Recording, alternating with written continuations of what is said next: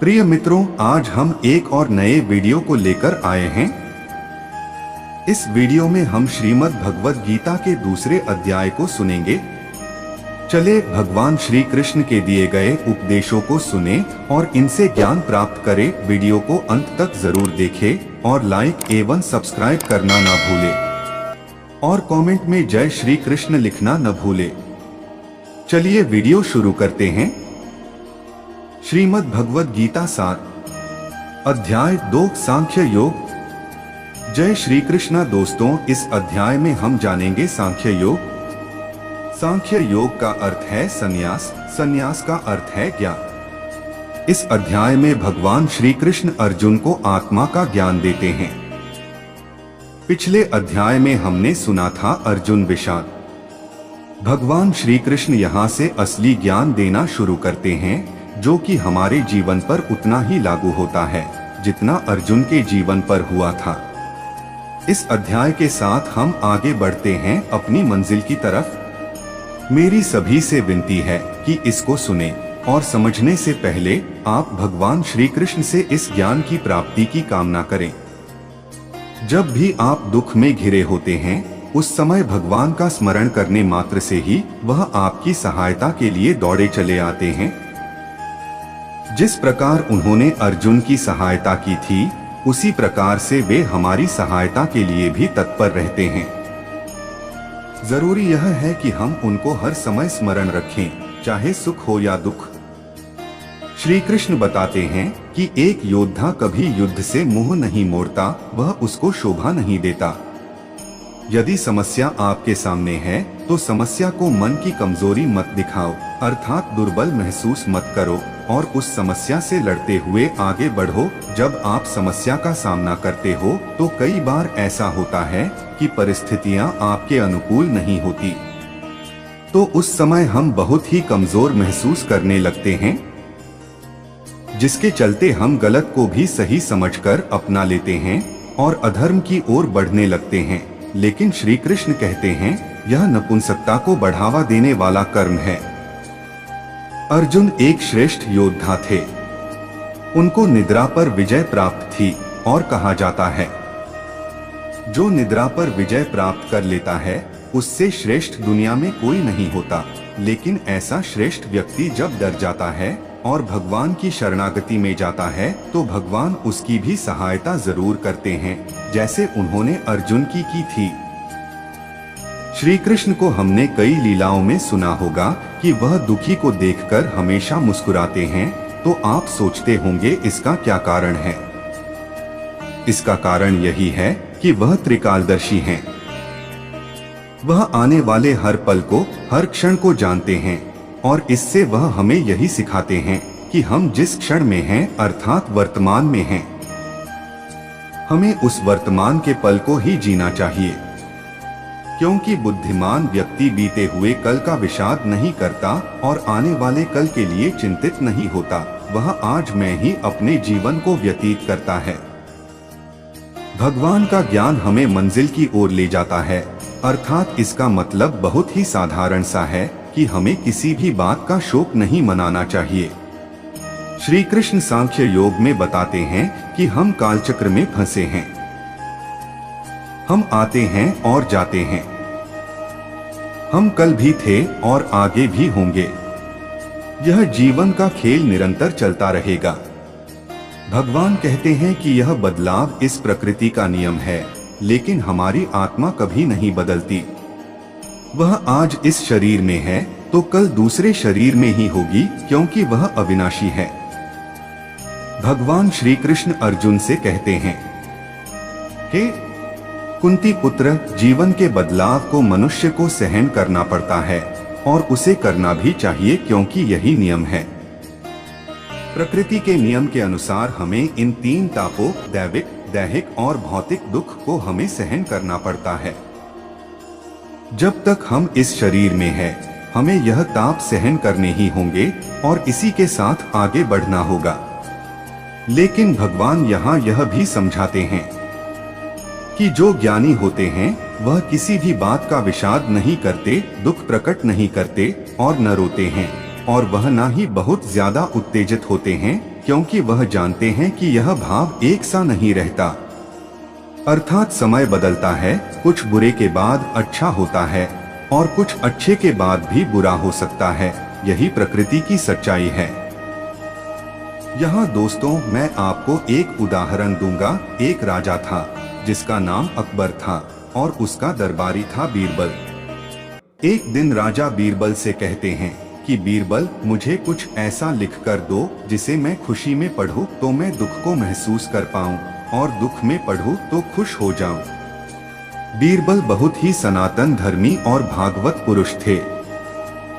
वे अकबर को लिख कर देते हैं कि यह समय बीत जाएगा। अब अकबर इसे पढ़कर बहुत ही खुश होता है क्योंकि यह दो शब्द अपने आप में परिपूर्ण हैं। अब आप जब भी दुख में हो और आप ये पढ़े कि यह समय बीत जाएगा तो आप जान जाएंगे कि अगले ही पल कुछ ना कुछ खुशी से भरा मिलेगा। और अगर आप बहुत ही खुश हैं तो आप इसे पढ़ेंगे तो आप समझ जाएंगे कि अगले पल कुछ बुरा भी हो सकता है। भगवान श्री कृष्ण यही समझा रहे हैं कि एक बुद्धिमान पुरुष नित्य ही स्थिर रहता है। वह दुख में ना तो अधिक दुखी होता और ना खुशी में अधिक खुश होता। श्री कृष्ण कहते हैं, नित्य वही है जो सत्य है और सत्य वही है जो हमारे भीतर है। अर्थात यहाँ श्री कृष्ण हमारी आत्मा के बारे में बात कर रहे हैं। भगवान यहाँ अर्जुन को प्रेरित करते हैं, अधर्म के विरुद्ध अर्जुन तू युद्ध कर, क्योंकि तू सिर्फ शरीर का अंत करेगा, आत्मा तो नाशवान है अर्थात अमर है। इसका अंत करना तो संभव ही नहीं। और जो सोचता है कि मैं आत्मा का नाश कर दूंगा, उससे बड़ा मूर्ख पुरुष कोई नहीं, क्योंकि आत्मा आज शरीर को छोड़ेगी तो अगले ही पल कर्म अनुसार दूसरे शरीर को प्राप्त करेगी। भगवान श्री कृष्ण बताते हैं कि व्यक्ति इस धरती पर अर्थात इस दुखालय पर सिर्फ अपने सुखों की प्राप्ति के लिए कर्म करते हैं और ऐसे कर्म अधर्म की ओर बढ़ावा देते हैं। लेकिन जो ज्ञानी व्यक्ति होता है वह अपनी आत्मा के लिए कर्म करता है। ऐसे कर्म ही आत्मा को संतुष्ट करते हैं और मोक्ष की ओर ले जाते हैं। श्री कृष्ण कहते हैं, भौतिक सुखों में फंसना आत्मा को मुक्त होने से रोकता है। भगवान आत्मा का ज्ञान इसलिए दे रहे हैं क्योंकि वह कहना चाह रहे हैं, शोक करने का जीवन में कोई अर्थ नहीं है। अर्थात जीवन में हम कई बार ऐसी बातों पर शोक करते हैं जो कि अस्थायी भौतिक सुख और दुख से मिलता है। जीवन का परम सत्य आत्मज्ञान ही है। तो इस जीवन में हमें आत्मज्ञान को समझने में लगाना चाहिए, तभी हम अपनी मंजिल को प्राप्त कर पाएंगे। कुछ लोग ऐसे भी होते हैं जो ज्ञानी तो होते हैं लेकिन सही गलत का चयन नहीं कर पाते, जैसे कि महाभारत में भीष्म पितामह। उसी प्रकार इस जीवन में ऐसे भी लोग हैं जो ज्ञान समझते हैं और कुछ लोग सुनकर ज्ञान को जानते भी हैं, लेकिन वह कुछ ही पल बाद भोगविलास में लगकर ज्ञान को भूल जाते हैं। तो कमेंट में बताइए दोस्तों कि आपने भी कभी ऐसा किया है। भगवान कहते हैं कि जो व्यक्ति चुनौतियों का सामना करता है, उन्हें धर्म के अनुसार पूर्ण करता है, वही मोक्ष की प्राप्ति के द्वार तक जा पाता है।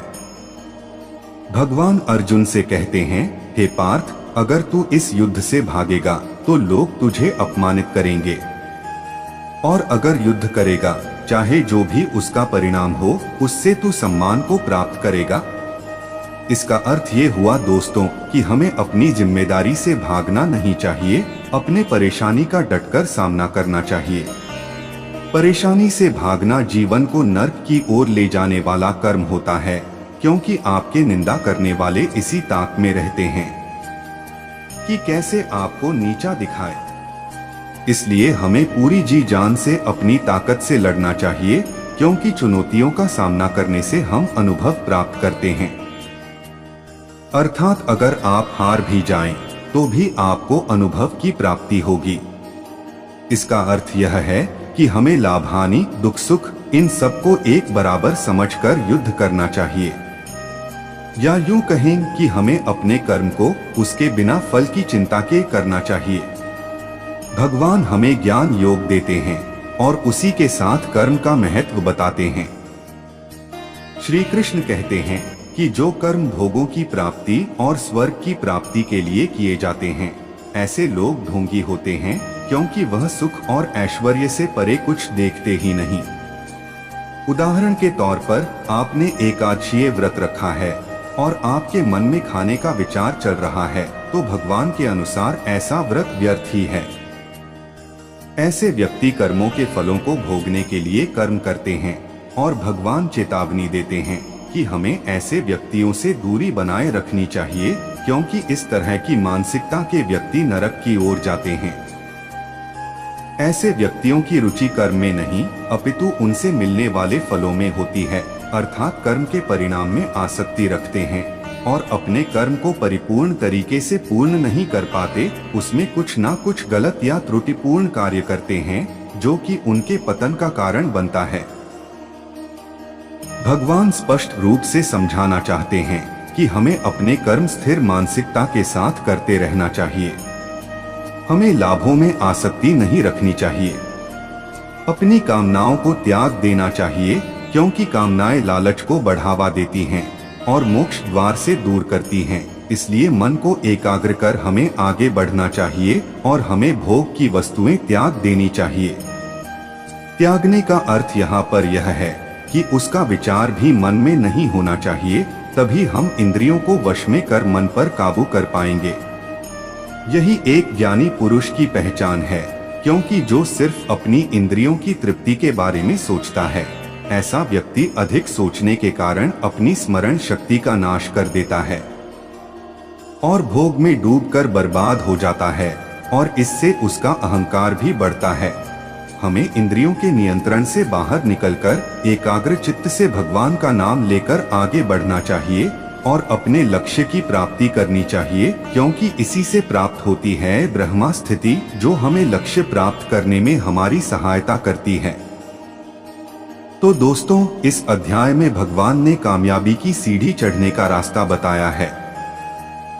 बाकी अगले अध्याय कर्म योग में हम जानेंगे कि कर्म में अकर्म को कैसे प्राप्त करें। तो यह ज्ञान भगवान श्री कृष्ण ने अर्जुन को महाभारत के दौरान दिया था। हम आप सभी को प्रेरित करते हैं कि आप श्रीमद् भागवत गीता का पूर्णतः अध्ययन करें, क्योंकि यह आपके जीवन की सभी समस्याओं को दूर ही नहीं, उनसे मुक्त भी कर देगी और आप अपने मंजिल को जान पाएंगे। मित्रों, अगले अध्याय को सुनने के लिए हमारे चैनल को अवश्य सब्सक्राइब करें, ताकि जब हम अगला अध्याय अपलोड करें तो वह आप तक पहुंच जाए। वीडियो अच्छी लगी हो तो लाइक करें, अपने दोस्तों के साथ जरूर शेयर करें और कमेंट में जय श्री कृष्ण लिखें। धन्यवाद।